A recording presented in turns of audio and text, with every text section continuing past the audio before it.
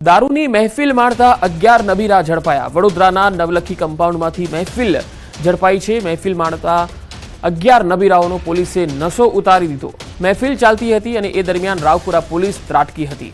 નશેબાજો પાસેથી 11 મોબાઈલ, દારૂની bottle, બિયરના tin મળી આવ્યા। કુલ 1.20 લાખનો મુદ્દામાલ જપ્ત કરી પોલીસે આગળની કાર્યવાહી હાથ ધરી છે।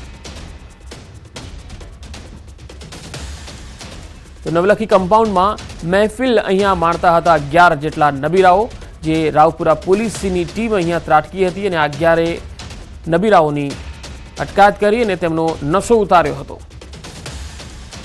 1.20 લાખનો મુદ્દામાલ પણ તેમની પાસેથી કબજે કરાયો છે। અહીંયા દારૂની મહેફિલ તેઓ માણી રહ્યા હતા। વડોદરાના પૂર્વ ડેપ્યુટી મેયરને 6 માસની કેદની સજા થઈ। પૂર્વ ડેપ્યુટી મેયર યોગેશ મુક્તિને 6 માસની કેદની સજા થઈ છે। વોર્ડ ઓફિસરને લાફો ઝીંકવાના કેસમાં કોર્ટે સજા ફટકારી। વર્ષ 2014માં કારેલીબાગમાં આ બનાવ બન્યો હતો। વુડા સર્કલથી અમિતનગર સુધી દબાણ હટાવવા ગયેલા વોર્ડ ઓફિસરને લાફો ઝીંક્યો હતો। વોર્ડ ઓફિસર જગમાલ નંદાણીયાએ કારેલીબાગ પોલીસ સ્ટેશનમાં ફરિયાદ કરી હતી।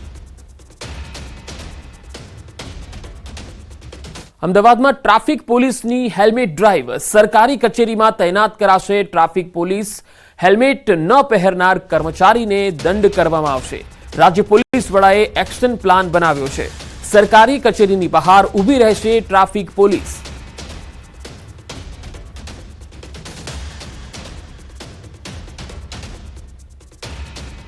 વડોદરા કોર્પોરેશનનો સપાટો। કોર્પોરેશન દ્વારા બાકી વેરો વસૂલ કરવા આકરી કાર્યવાહી કરાઈ।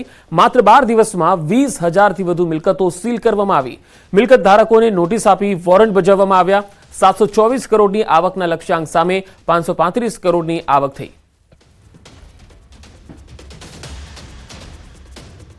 તો 724 કરોડની આવકના લક્ષ્યાંક સામે 535 કરોડની આવક થઈ। વડોદરા કોર્પોરેશને સપાટો બોલાવતા જે લોકોનો વેરો બાકી હતો તેમની સામે આકરી કાર્યવાહી કરવામાં આવી।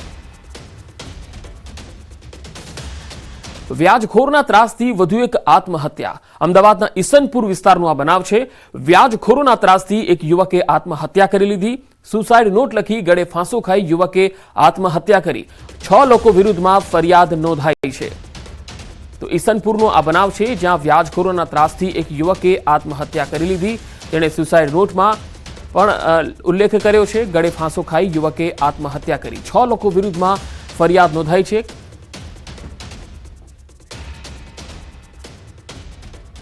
મહેસાણામાં શૂટર ઝડપાયો હોવાની માહિતી આવી છે। પરા વિસ્તારમાં શૂટર ઝડપાયાની માહિતી મળી રહી છે। બિશ્નોઈ ગેંગનો સાગરીત હોવાની આશંકા છે।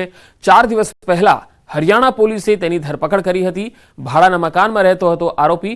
ગઈકાલે શૂટરને મહેસાણા પરત લવાયો હોવાની માહિતી છે।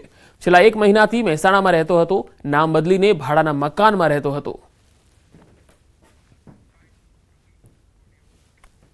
અઠવાડિયું રહ્યા, 10 દિવસ જ રહ્યા, પછી કે અમારે રજા પડી તે ઘરે ગયા। અને આ જે મનોજસિંહ છે એ 2 દિવસથી જ આવ્યો હતો અને 5મી તારીખે બપોરે 2:30 વાગે એને પોલીસ આવીને પકડી ગઈ। અને અમે કીધું તું ભાડા કયા કરવાનું, કે તમારું આધાર કાર્ડ ડર કે કરીશું, પણ ખાસ રહ્યા જ ના। એટલે લોક સાહિત્યકાર માયાભાઈ આહિરની તબિયતમાં સુધારો થયો છે। માયાભાઈ આહિરે હોસ્પિટલમાંથી કહ્યું છે, બધાને જય સિયારામ, આપણે એકદમ રેડી છીએ, કોઈએ ચિંતા કરવાની જરૂર નથી। ગઈકાલે કડીના જુલાસણમાં ચાલુ ડાયરામાં માયાભાઈની તબિયત લથડી ગઈ હતી। બાદમાં અમદાવાદની એપેક્સ હોસ્પિટલમાં સારવાર માટે લવાયા હતા।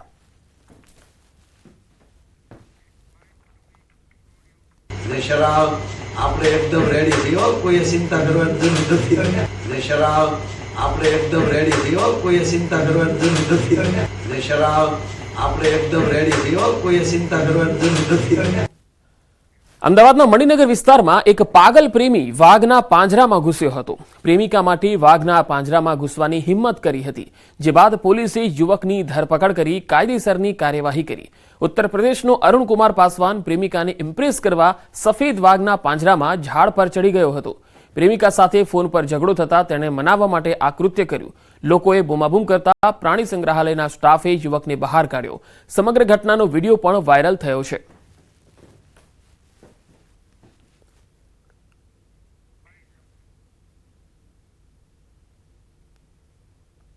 એની પ્રેમિકા સાથે કઈ એની બોલાચાલી થઈ રહી હતી। એનો કોલ ચાલુ હતો ફોનમાં, અને ફોનમાં કોલ ચાલુ હતો ને એની પ્રેમિકાએ એને કંઈક કીધું કે એટલો બધો હિંમતવાળો હોય તો તું જા, તો ચાલુ કોલેજ એ સીધો એની જે રેલિંગ હોય, રેલિંગથી અંદર જવાની પણ મનાઈ હોય છે, એટલે રેલિંગની અંદર ગયો અને રેલિંગની અંદર જઈ અને જે પાંજરું છે તે પાંજરાની ઉપર ચડીને એની બાજુમાં જે વૃક્ષ હતું પાંજરામાં, એ વૃક્ષની ઉપર ચડી ગયો હતો.